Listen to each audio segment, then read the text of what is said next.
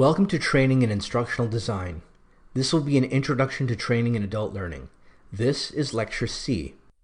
The learning objectives for the Introduction to Training in Adult Learning unit are: number 1, describe the 3 basic steps of the training cycle, and 2, describe the 5 phases of the ADDIE model of instructional design. In this section of Unit 1, we will examine the training cycle. This is a sequential process used to discover, develop, and implement the training program. The training cycle is a recommended, although simplified, list of key steps for successfully developing and implementing training programs. This list can be expanded or combined, depending on the needs of both the student and the trainer. There are many instructional systems design models, and all these models describe a training cycle. When studying these models, you must remember they are cyclical models, which means that once you reach the final stage, you should cycle or loop back to the first stage to make sure you address the original problem. An instructional systems design model is a process to analyze, design, develop, implement, and finally evaluate training. The training cycle in ADDIE is one example and the method we will discuss in this unit.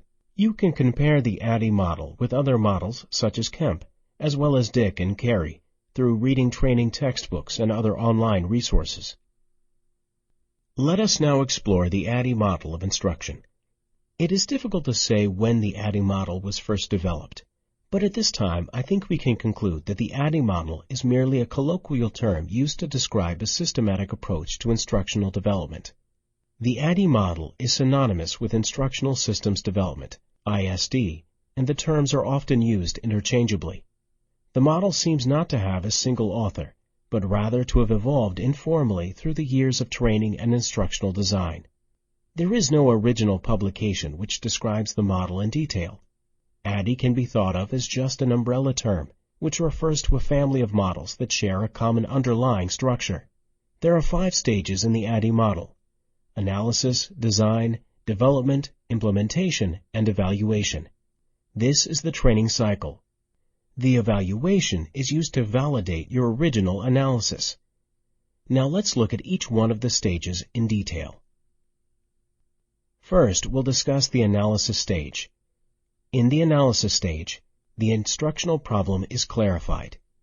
Instructional goals and objectives are established, and the learning environment and the learner's existing knowledge and skills are identified.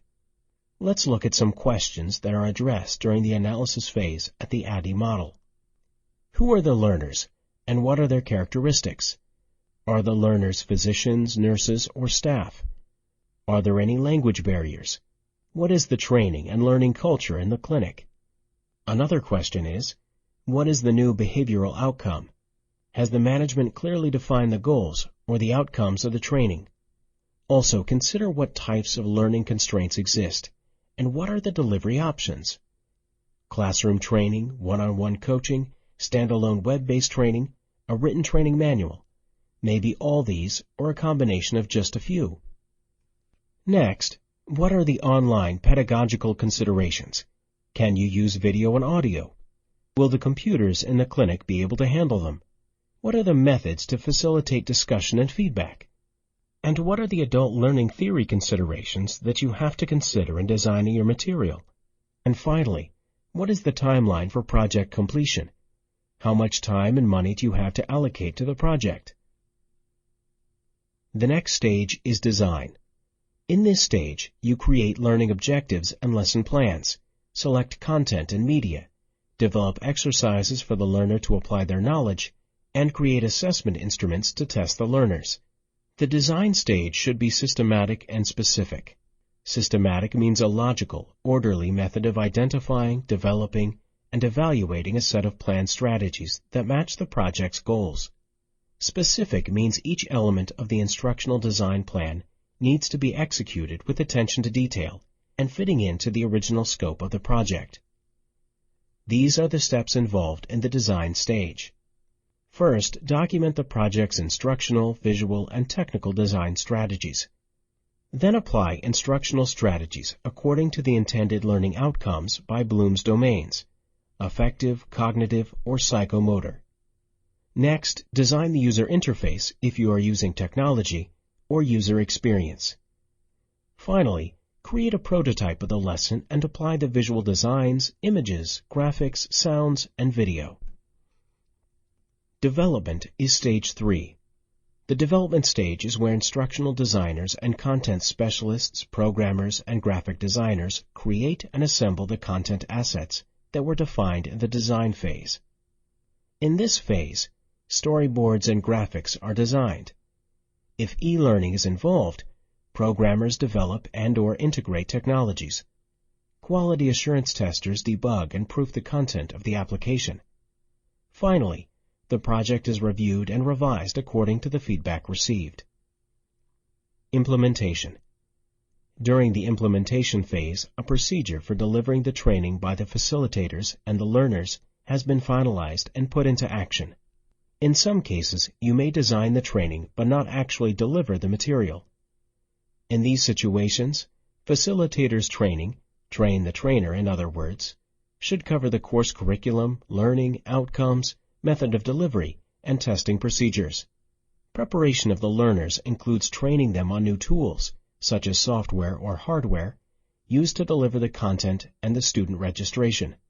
This is also the place where you ensure that the books, hands-on equipment, computers, teaching labs, CD-ROMs, and software are in place, and that the learning application or website is completely functional.